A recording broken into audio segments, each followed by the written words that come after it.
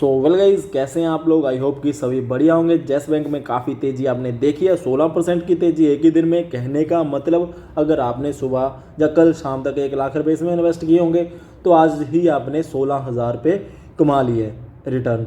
ठीक है, तो गाइज देखिए, ये तो बात होगी येस बैंक में तेज़ी क्यों आई है उसके बारे में मैं बात करूंगा। उससे पहले आपको एक और बात बोल दूं कि कल मैंने आपको एक वीडियो बताई थी जिसमें बोला था कि टेलीकॉम सेक्टर के लिए बेनिफिट रहने वाला है, तो जो कि न्यूज़ निकल के आ रही थी। बाकी गाइज उसके बाद जो कंफर्म न्यूज़ निकल के आई है जिसके चलते हुए टेलीकॉम सेक्टर को आपको पता ही है कितना बेनिफिट होगा, क्योंकि जो गवर्नमेंट है, कैबिनेट ने क्या अप्रूव किया है, कैबिनेट ने ये बात बोल दिया है कि जो भी एजीआर का अमाउंट दिया है उसका मोरेटोरियम किया गया है 4 साल के लिए। तो गैस देखिए, ये सारी बातें ना अब मैं यहाँ पे डिटेल में नहीं जाने वाला क्योंकि मैंने आपको पिछली वीडियो में बता दिया था। अब मैं यहाँ पे आपको ये बात बोलना चाहता हूँ कि इसी बात के चलते हुए टेलीकॉम सेक्टर में तेज़ी देखने को मिली थी। अब मैं पहले आपको एक स्टॉक की ओर लेकर चलता हूँ। अब गैस देखिए, वोडाफोन आइडिया पर्टिकुलर शेयर 26% के आसपास इसने आज तेज़ी दिखाई है। अब गैस देखिए, 26% की तेज़ी एक दिन में ये छोटी मोटी बात नहीं होती। देखिए गैस, ऐसा भी नहीं है कि हाँ पूरा गैप अप ओपन हुआ है। इसने गैप अप ओपनिंग तो दी है, 9 रुपये 80 पैसे के ऊपर इसने ओपनिंग दी थी। और गैस अगर मैं यहाँ पे इस लेवल की बात करूँ तो इसने 10 बजे के करीब आपको फिर से एंट्री बनाने का मौका दिया था 9 रुपये 65 पैसे के ऊपर। अब गैस देखिए, जिन्होंने वहाँ पे भी एंट्री बनाई होगी उन्होंने भी आज इसमें 15% पैसा कमाया है।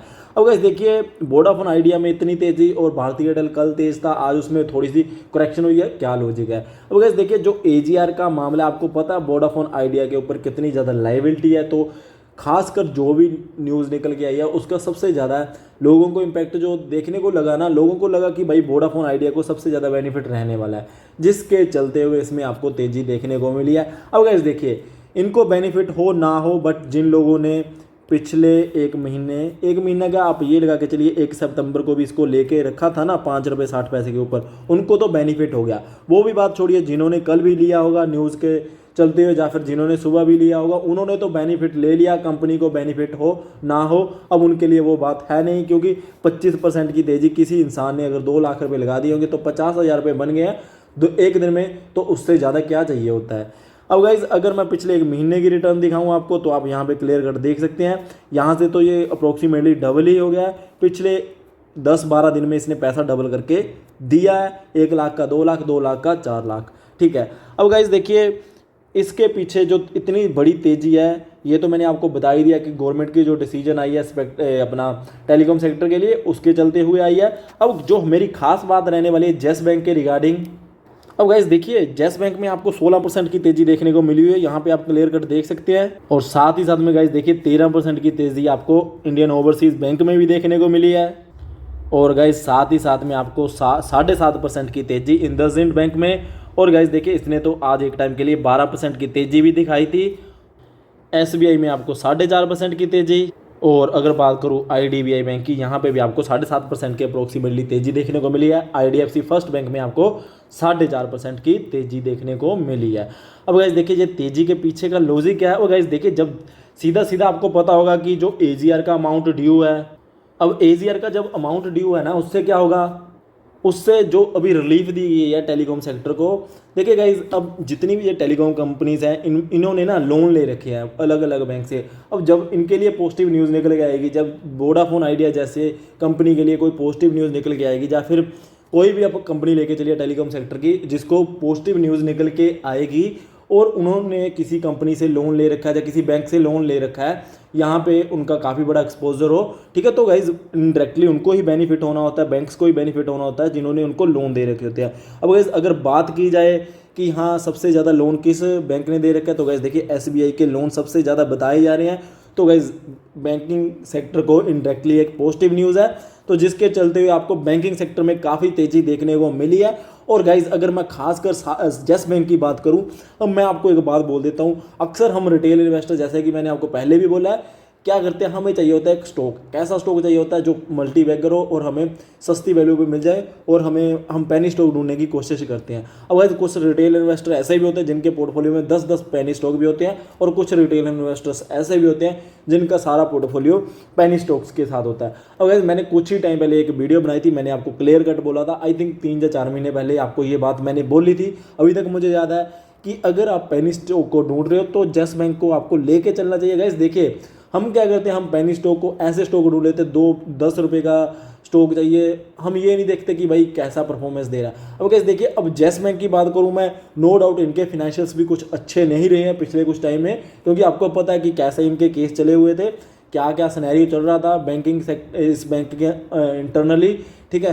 तो गाइस फिलहाल के लिए हमें ये भी बात को समझ के चलना चाहिए कि अगर इतना बड़ी नेगेटिव न्यूज़ के बावजूद इसको बचाया गया, बैंक को बचाया गया, ठीक है, बैक किया गया गवर्नमेंट की ओर से, तो हम ये बात ज़रूर कह सकते हैं कि आने वाले टाइम में अगर हमें कोई बढ़िया पैसा बना के दे सकता है ना, कि मल्टी बैगर रिटर्न दे सकता है पेनी स्टॉक, तो वो येस बैंक भी हो सकता है। अब गाइज मैंने आपको डे 1 से बोला इसमें कितनी भी इन्वेस्टमेंट करके, ये नहीं बोल रहा हूँ कि हाँ 100%, बल्कि 10,000 15 जो आपको सफिशिएंट लगती है वो आप भूल जाइए, आप लॉन्ग टर्म के लिए चलिए, आपको ये पैसा बना के दे सकता है। अब गाइज देखिए मैं आपको एक बात बता देता हूँ, पिछले एक हफ्ते में इसकी 18% की रिटर्न निकल के आ रही है और पिछले एक महीने में आपको 8% की रिटर्न देखने को मिल रही होगी। अब गाइज देखिए इसने 10 रुपये 50 पैसे के लो लगाए थे पिछले ही एक महीने में, ठीक है, और पिछले एक साल में भी इसके वही लो है। अब जिस इंसान ने 10 रुपये 50 पैसे के ऊपर खरीदा होगा उनको तो हो गया बेनिफिट, ठीक है, वो तो 4 पे 70 पैसे ऊपर घूम रहे हैं, और हो सकता है बहुत से लोग पोजीशन काटने की कोशिश कर रहे होंगे, सोच रहे होंगे कि क्या पोजीशन काट दें। तो गैस मैं आपको यही बात बोलना चाहता हूँ, अगर आपने बिल्कुल ही उतनी अमाउंट लगा के रखी है जो ज़्यादा नहीं है आपके पोर्टफोलियो के अकॉर्डिंगली, तो आप इसको लॉन्ग टर्म लेके चल सकते हो। आपको ऐसी रिटर्न ये शेयर पर्टिकुलर शेयर दे सकता है, टाइम लगेगा क्योंकि बैंक है, हो सकता है कि बैंक की आके परफॉर्मेंस और भी ज़्यादा बढ़िया निकल के आती रहे। और गाइज देखिए जैसे आपको पता ही होगा कि हाँ इनकी जो मैनेजमेंट है अब ऐसी टीम्स बनाई जा रही है, लोन्स की रिकवरी की जा रही है, तो खासकर ये आपको काफ़ी बढ़िया परफॉर्मेंस दे सकता है स्टॉक। तो इसको आप 8 से 10 साल के लिए 5-10-15 हज़ार रुपये लगा के भूल जाइए, तो आप काफ़ी पैसा बना सकते हो। अब गाइज बात एक और आ जाती है कि हाँ जैसे वोडाफोन आइडिया में हमें आज काफ़ी तेज़ी देखने को मिली है, क्या ऐसी तेज़ी इन फ्यूचर देखने को मिलेगी, क्या हमें पोजीशन बनानी चाहिए? तो गाइज देखिए मैं आपको जो डायरेक्टली बात बोलना चाहता हूँ, अब जब इसने ना पिछले 1 सितंबर को आपको पता होगा कि नेगेटिव न्यूज़ आई थी, हाँ जब एक स्टेटमेंट आई थी इनकी, ठीक है, तो 5 रुपये 60 पैसे पे चला गया था, ये काफ़ी नीचे जाना स्टार्ट हो गया। और गाइज देखिए उसी के बाद ना जैसे ही वो स्टेटमेंट आई तो ना कुछ ऐसी चीज़ें होनी स्टार्ट होगी कि जो इस शेयर को पॉजिटिव बना रही है। और मुझे भी ये लग रहा है, जैसे आपको पता है कि बिरला जी की स्टेटमेंट आई थी कि हाँ इंडिया में 3 तो कंपटीटर होने चाहिए टेलीकॉम सेक्टर में, तभी बात बनेगी, अदरवाइज मोनोपोली सिचुएशन क्रिएट हो जाएगी। अब गाइज मुझे ये बात लग रही है कि गवर्नमेंट भी इस चीज़ को सोच रही है, जिसके चलते हुए गवर्नमेंट ऐसे स्टेप ले रही है, कैबिनेट ऐसे स्टेप ले रही है। तो अगर ऐसी कोई बढ़िया न्यूज़ निकल के आती है कि गवर्नमेंट इनके बारे में सोच रही है या फिर टेलीकॉम सेक्टर के बारे में 3 प्लेयर को इस्टेब्लिश करना चाहती है, तो गाइज़ मुझे लगता है कि ये स्टॉक भी आपको इन फ्यूचर बढ़िया पैसा बना के दे सकता है। अब गाइज़ क्या हमें यहाँ पे पोजीशन बना के चलनी चाहिए?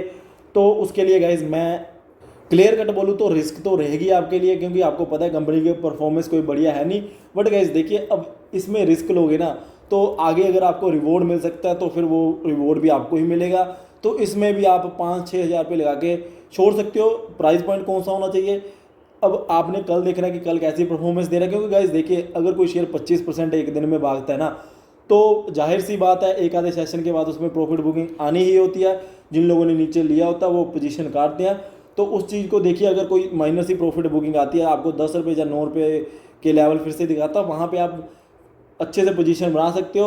और अगर यहाँ पे पोजीशन बनानी है फिर तो भाई आपको लॉन्ग टर्म ही चलना चाहिए और कुछ ही शेयर उठाने चाहिए, और जितने आप उठाना चाहते हो उसके लिए थोड़ा सा पैसा बचा के रखना। अगर नीचे जाता है 10-15% यहाँ से, तो वहाँ पे पोजीशन बना सको। तो वैसे एक न्यूज़ और निकल के भी आ रही है वोडाफोन आइडिया के रिगार्डिंग, वो मैं यहाँ पे बोलना नहीं चाहता क्योंकि अभी गैस मुझे वो चीज़ कंफर्म करनी है, क्योंकि काफ़ी न्यूज़ ऐसी होती हैं कि जस्ट वो एक फेक न्यूज़ होती हैं, तो जिसके चलते गलत इन्फॉर्मेशन प्रोवाइड हो जाती है। तो गैस उसकी जैसी पुष्टि हो जाएगी वो भी मैं आपको अपडेट दे दूंगा। तो गैस फिलहाल के लिए मैं आपको यही बोलना चाहता था कि अगर कोई स्टॉक हमने देखना है, रडार पे रख के चलना है, येस बैंक में जैसे आपने देखा तेजी है, तो उसको आप देख सकते हो। लॉन्ग टर्म के लिए एक मल्टी बैगर साबित हो सकता है, गारंटी नहीं है, हो सकता है। और गैस ये आई होप कि आपको वीडियो अच्छी लगी है तो लाइक कर दीजिए, बेल आइकन को प्रेस कर दीजिए ऐसे ही अपडेट्स पाने के लिए। Thank you guys for watching. जय हिंद।